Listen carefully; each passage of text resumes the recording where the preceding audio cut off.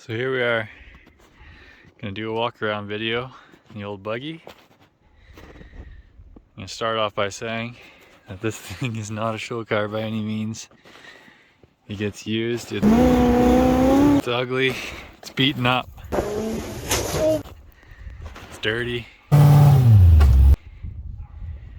you're gonna have to deal with it. So let's start with the basics.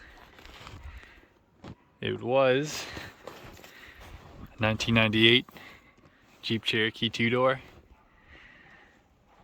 but as you can probably tell, not a whole lot after that.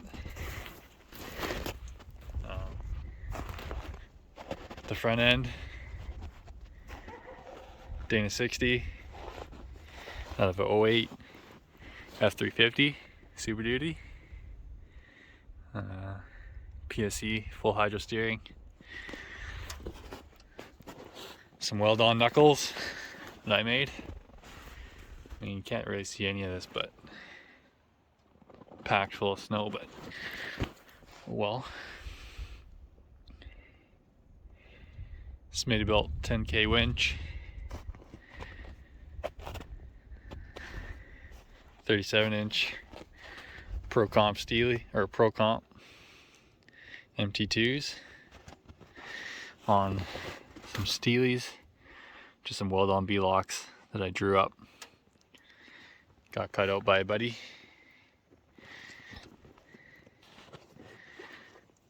Got some King 2.5 by 14 coilovers.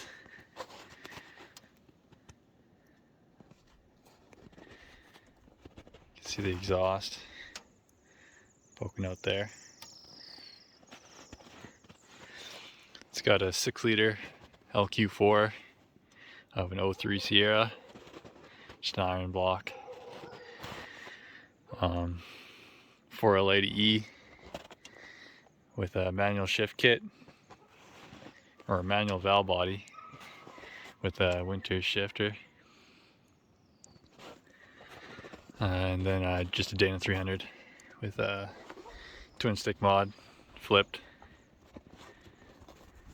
And so yeah, I'll open up the engine bay, let you guys take a look at the engine.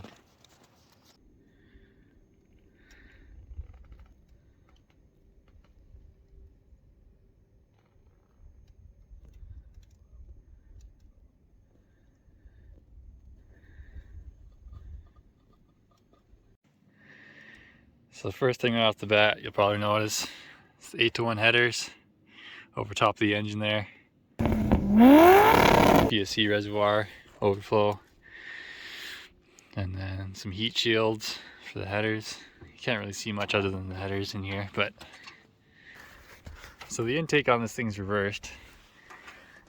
So that's what would be the back in a traditional setup.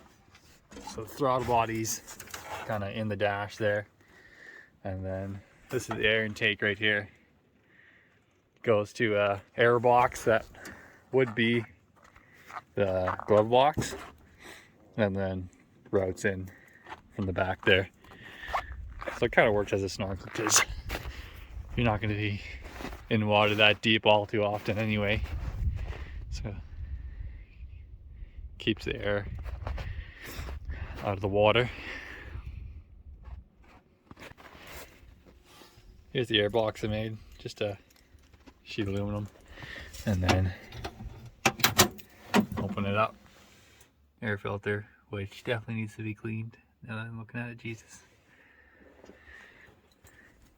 Yeah, guess we move into the interior, just all sheet aluminum, winter shifter, and then the Holley digital dash. So yeah, got some overrides for the fans.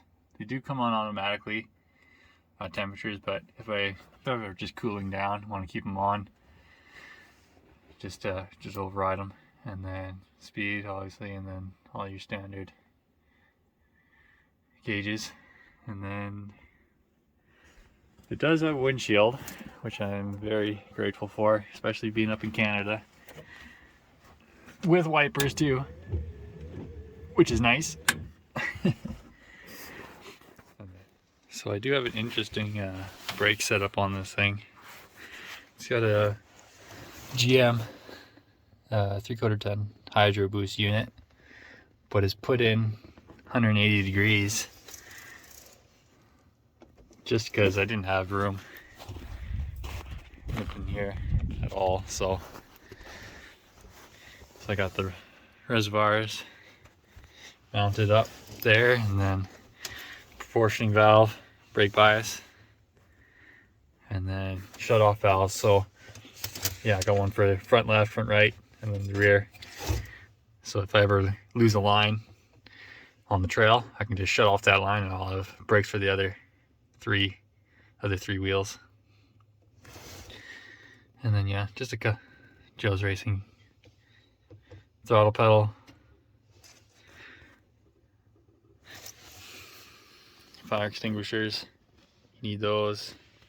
I got one for each passenger, and then just some Mastercraft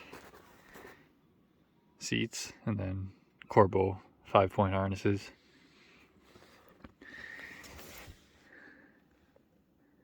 And yeah, that's pretty much it for the interior. Third-party seat in the back. Made some doors. Just some 1-inch tube frame, some Lexan windows that are already scratched to shit. But oh well. I do have little triangle things, Lexan triangles, but they're not in right now.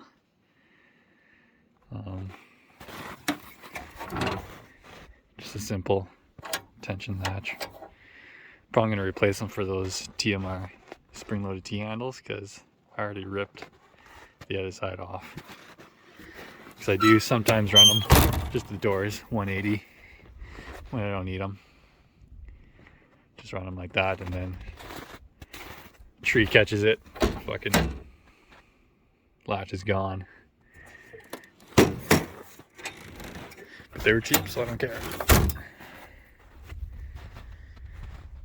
Moving on to the rear. This is probably the most Cherokee you'll see on this thing. You can see through the sheet metal, a bunch of the old frame. It is plated, but I still definitely want to get rid of it. As you'll see in an upcoming video, I am planning on hacking off the rear end of the road here and then starting from scratch, all tube chassis like I did at the front.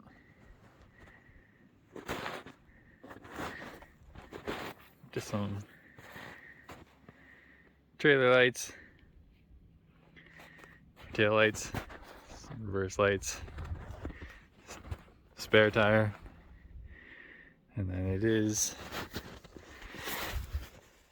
that is the rear rad right there, where the stock gas tank would be, and then GM 14-bolt rear, did the 13-bolt shave on it. King 2.5 by 14 coilovers again, triangulated 4-link. Kind of see the belly skid here. It does have, so the whole frame comes out, drops down when you want to drop the trans. Just take the whole frame down. It unbolts. These 3 bolts on each side, and it just comes down. It's got some 3/4 inch puck board. It's nice and slippery. It does take some abuse too.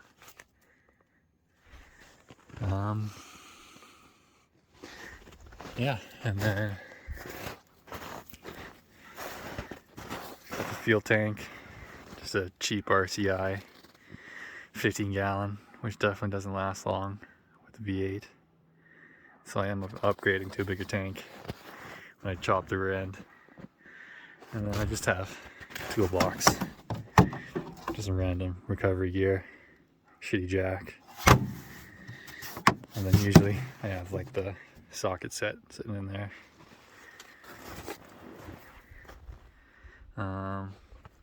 Got some trans cooler on each side, some fans.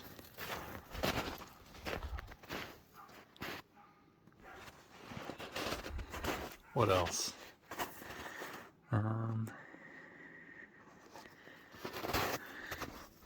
think that's about it. Paint on this thing's definitely seen better days. When I chop off the rear end, it'll be get a new paint job for sure. New year, new paint job, I guess. So yeah, I just did this last year and it's already messed up pretty good. Well, if you guys have any questions about it, just put it down in the comments. Try to answer.